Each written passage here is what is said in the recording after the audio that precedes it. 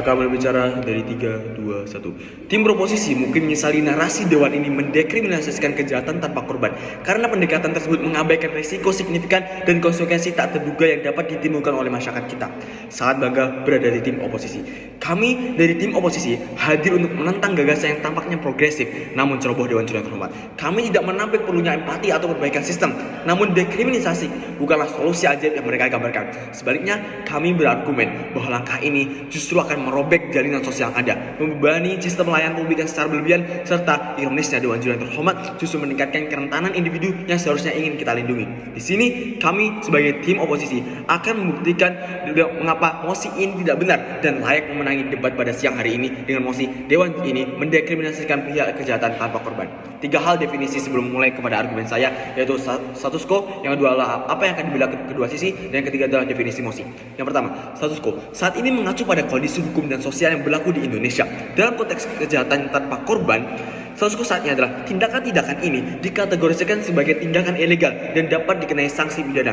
Meskipun begitu, ada upaya rehabilitasi untuk kasus narkoba, tapi dasar hukumnya tetap jelas pada ranah kriminalisasi. Ada penegakan hukum terhadap aktivitas ini dan individu yang terlibat akan ditangkap, diproses dihukum, dan dijatuhi hukuman. 2. Apa yang akan dibela kedua sisi? Sisi proposisi akan membela gagasan dekriminalisasi kejahatan tanpa korban.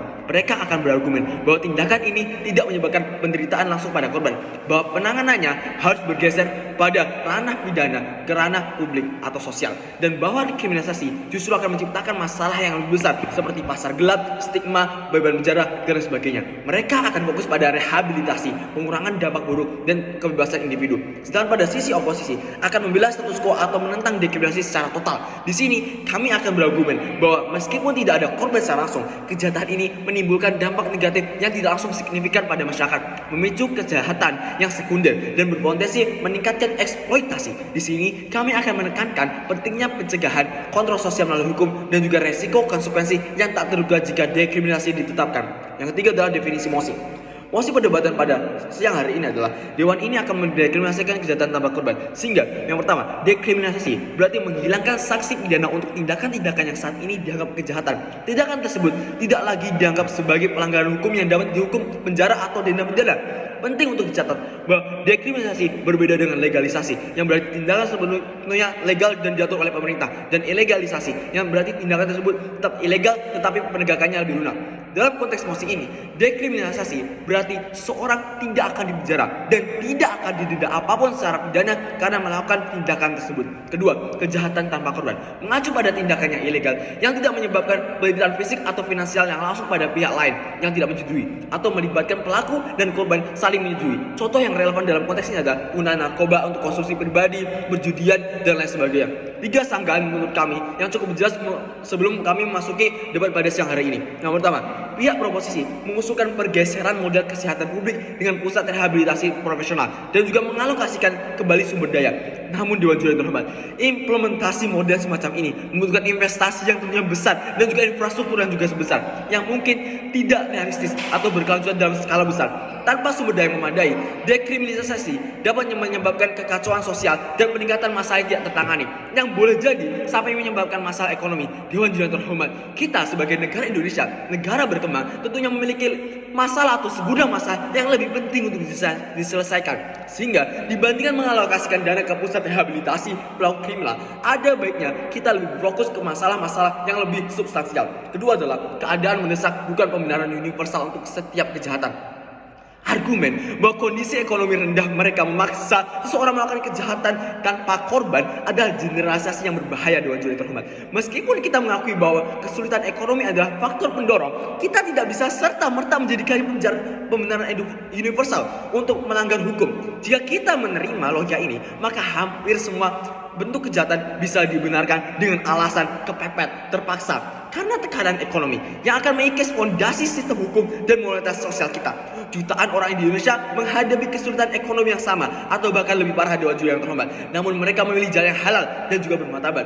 Ini menunjukkan bahwa ada 2 pilihan, ada tanggung jawab pribadi yang tentunya tidak bisa diabaikan. Selanjutnya, klaim bahwa tidak melakukan tindakan kriminal tersebut akan memberikan masalah yang lebih besar adalah pandangan yang sempit. Dewan Juri yang terhormat, Tim proposisi mungkin merujuk pada masa individu yang seperti kelaparan atau ketidakmampuan bayar utang. Namun Dewan Juri terhormat, kita harus melihat gambaran yang lebih luas. dekriminalisasi judi atau narkoba misalnya tidak akan menghilangkan akar masalah ekonomi, justru bisa memperparah Dewan Juri Terhormat. Individu yang terjerumus pada perjudian ilegal karena alasan ekonomi justru semakin terjerat utang yang tak terkendali, mendorong mereka pada pencurian, penipuan yang jelas-jelas akan merugikan orang Dewan Juri Terhormat. Begitu pula dekriminalisasi penggunaan narkoba juga bisa meningkatkan permintaan yang pada gilirannya memperkuat jaringan peredaran narkoba ilegal yang bersifat kriminal dan juga merusak. Masuki pokok pembahasan yaitu argumen. Di sini kami memiliki argumen utama yang singkat, padat, dan jelas mengapa kami berhak untuk memenangi debat pada siang hari ini. Kejahatan tanpa korban bukanlah dampak yang nyata. Kejahatan yang sering disebut tanpa korban sungguhnya bukanlah dampak negatif yang nyata. Meskipun tidak selalu menyebabkan penderitaan fisik secara langsung pada pihak yang tidak menyetujui ini, tidaklah seperti penggunaan narkoba, non medis, perjudian ilegal, dan posisi debat memicu serangkaian konsekuensi yang merugikan dan signifikan bagi individu dan masyarakat luas. Dekriminalisasi penggunaan narkoba misalnya seperti beresiko bisa meningkatkan angka kecanduan, overdosis, dan menyebabkan penyakit menular seperti HIV/AIDS atau hepatitis yang pada akhirnya akan membebani sistem kesehatan masyarakat yang sudah kewalahan di Indonesia ini Dewan Juri Terhormat. Selain itu, perjudian yang dapat didekriminalisasikan dapat mempercepat kehancuran finansial individu dan keluarga, memicu utang tak terkendali, dan bahkan mengarah pada kejahatan sekunder seperti penipuan, pencurian untuk menutupi kerugian. Dewan Juri Terhormat, bisakah Anda bayangkan seseorang yang telah melakukan tindakan kejahatan seperti penggunaan narkoba didekriminalisasikan dan hanya diberikan tindakan seperti rehabilitasi? Kami meminta Anda untuk membayangkan ini. Bukan hanya kami menentang rehabilitasi itu sendiri Dewan Juri Terhormat, melainkan untuk menyoroti konsekuensi yang jauh lebih besar dan sering terabaikan dari pendekatan semacam itu. Bayangkan jika seseorang pengguna narkoba yang sudah terus-menerus mengganggu ketenangan lingkungan didekriminalisasikan sepenuhnya, apa pesan yang akan kita kirimkan ke masyarakat? Apa kita akan menjadi negara di mana batas antara benar dan salah menjadi kabur?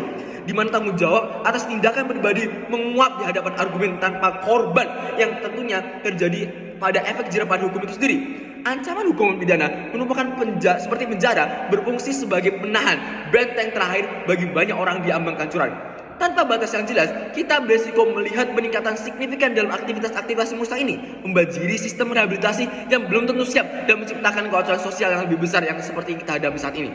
Kesimpulannya, Dewan Juri Terhormat, sementara niat tim oposisi untuk menciptakan sistem yang lebih manusiawi patut diapresiasi, proses mereka mendekriminalisasikan kejahatan tanpa korban adalah langkah prematur dan berbahaya. Ini mengabaikan dampak sosial yang merusak, meremehkan peran pencegahan hukum, dan berisiko menciptakan masalah yang jauh lebih besar daripada ingin diselesaikan. Oleh karena itu, kami dari tim oposisi tegas menolak mosi ini dan mendesak Dewan untuk mempertahankan kerangka hukum yang ada sambil terus memperkuat upaya penanganan akar masalah dan juga rehabilitasi dalam koridor hukum. Sangat bangga berada tim oposisi itu, Pak.